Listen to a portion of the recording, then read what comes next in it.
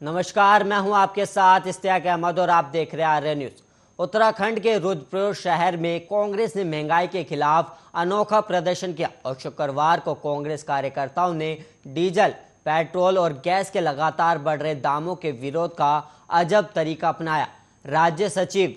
प्रदेश सचिव नंदलाल गड्ढे में उतरे और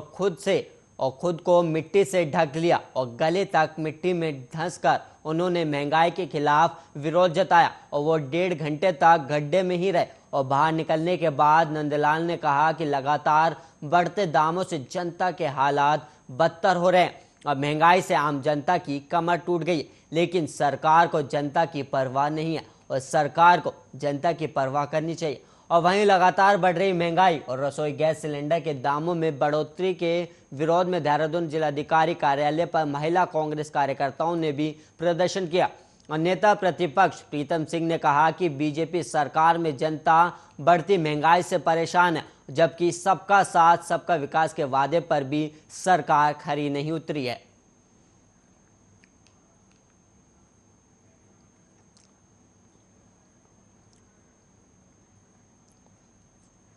और वहीं बढ़ती महंगाई के विरोध में आम आदमी पार्टी ने हल्ला बोल कार्यक्रम के तहत भगत सिंह चौक पर प्रदर्शन किया और वहीं कार्यकर्ताओं ने केंद्र सरकार के खिलाफ जमकर नारेबाजी की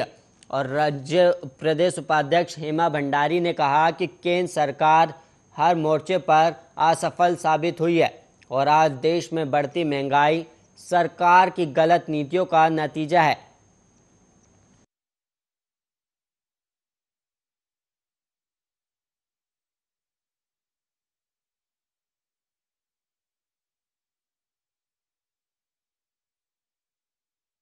और वहीं 15 दिन में घरेलू गैस सिलेंडर के दाम 50 रुपए बढ़ गए, लेकिन सरकार मूक दर्शक बनी है और अच्छे दिन का वादा करके ये सरकार सत्ता में आई थी, लेकिन जनता खुद को ठगा हुआ महसूस करने लगी है। और वरिष्ठ नेता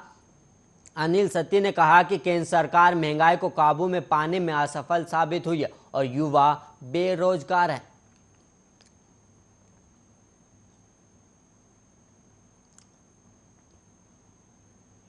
और वहीं उत्तराखंड स्वास्थ्य विभाग की ओर से जारी बुलेटिन के अनुसार गुरुवार को 19,427 सैंपलों की जांच रिपोर्ट नेगेटिव आई है और 3 जिलों पिथौरागढ़, रुद्रप्रयाग और टिहरी में एक भी संक्रमित मरीज नहीं मिला है। और वहीं अल्मोड़ा और चंपावत में 3-3, बागेश्वर, देहरादून और हरिद्वार में 4-4 और चमोली, नैनीताल और उधम सिंह नगर में 1-1 और पौड़ी और उत्तरकाशी में 6-6 संक्रमित मरीज मिले। और राज्य में अब तक कोरोना के कुल संक्रमितों की संख्या 3,43,034 हो गई और इनमें से 3,29,212 लोग ठीक हो चुके हैं। और राज्य में कोरोना के चलते अब तक कुल 7,387 लोगों की जान जा चुकी है। और वहीं अगस्त में सबसे अधिक 26 लाख से अधिक लोगों को वैक्सीन की डोज लगाने का रिकॉर्ड बना है और सरकार ने 31 दिसंबर 2021 तक टीकाकरण पूरा करने का लक्ष्य रखा है और केंद्र की ओर से पर्याप्त वैक्सीन उपलब्ध कराने का टीकाकरण की रफ्तार भी बढ़ रही है।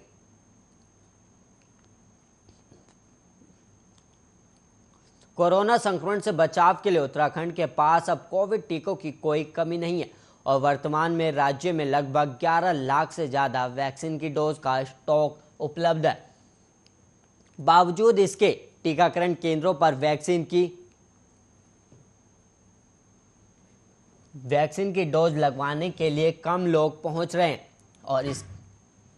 और इसकी वजह यह भी है कि कोविशील्ड की पहली डोज लगवाने वालों को दूसरी डोज के लिए करीब 84 दिनों का इंतजार करना पड़ रहा है। और राज्य में अब तक लगाई गई वैक्सीन में 93% कोविशील्ड लगाई गई और वहीं 45 से अधिक आयु वर्ग में 89% लोगों को पहली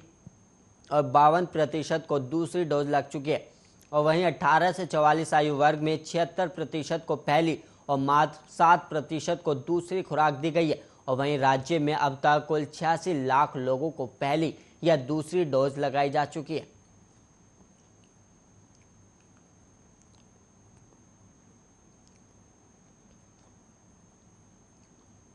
कोविड-19 महामारी के चलते उत्तराखंड में 4 धाम यात्रा बेशक ठप है, लेकिन सियासी दल अपनी चुनावी यात्रा शुरू करने से खुद को नहीं रोक पा रहे।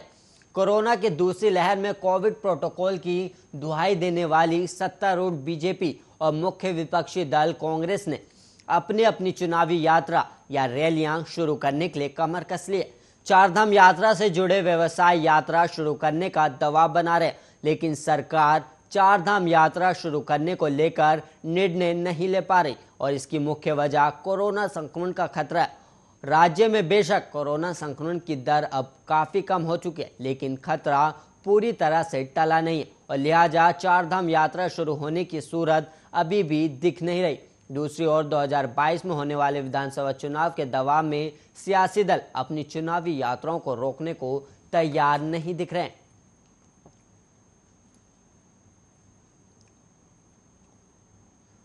उत्तराखंड के पिथौरागढ़ जिले में मूसलाधार बारिश से मुनस्यारी के शरणार्थी गांव के ऊपरी हिस्से में जमीन फट गई और गांव के एक बड़े भूभाग में जमीन पर बड़ी बड़ी दरारें पड़ गई हैं और इन दरारों की चौड़ाई कुछ स्थानों पर 15 सेंटीमीटर से भी अधिक है और वहीं जमीन दरकने से खतरे की जड़ में भी आए गिरगांव और बंडी गांव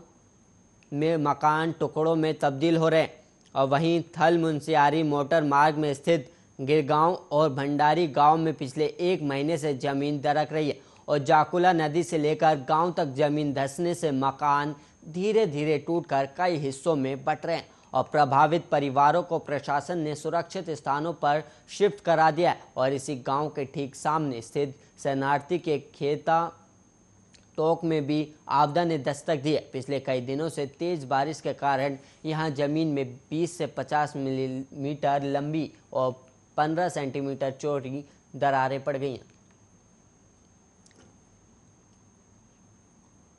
मौसम विभाग की ओर से जारी रिपोर्ट के मुताबिक अगले 24 घंटे में मैदान से लेकर पहाड़ तक राज्य के सभी जिलों में हल्की से मध्यम बारिश होने के आसार है और वहीं कुछ जिलों में तेज गर्जना के साथ बौछारें पड़ी। वहीं शुक्रवार को सुबह से देहरादून में बादल छाए रहे और हल्की बूंदाबांदी होती रही। डोईवाला में सुबह से बारिश होती रही और पहाड़ों की रानी मसूरी में धूप खिली रही। हरिद्वार में बारिश के बाद मौसम साफ हो गया। उत्तरकाशी में धूप खिली रही और यहां गंगोत्री और यमुनोत्री हाईवे पर यातायात सुचारू हुआ। मौसम विभाग की ओर से जारी रिपोर्ट के मुताबिक पर्वतीय इलाकों में कहीं कहीं तेज गर्जना के साथ बिजली गिरने की भी संभावना है और राजधानी और आसपास के इलाकों में आंशिक बादल छाए रहेंगे और तेज गर्जना के साथ बारिश की संभावना है।